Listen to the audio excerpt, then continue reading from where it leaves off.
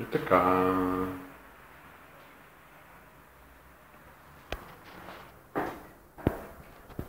Бачо, да. Ван Гог. Ван Гог е.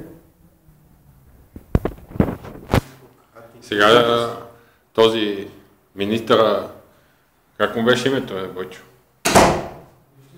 Веждител ще го прати в това, в Япония. Ще прави такова джакузи пъти. И кебана ще прави, и бонзай. Това е най-големия бонзай, който може да съществува. Да.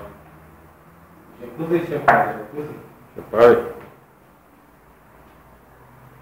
Да. Много добър бонзай.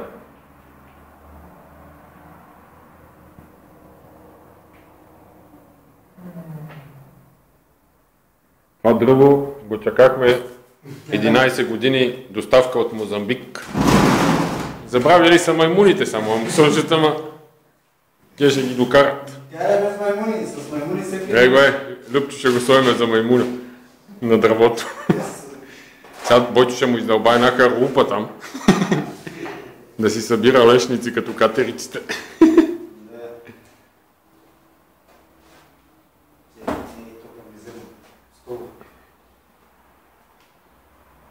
Да. Това дърво, понеже строителя са му забранили да го реже и е построил сградата и дървото си расте. Дават го до 2018 година да избие покрива. И горе ще дойдат щъркелите да си... Да, тия черните щъркели. Да.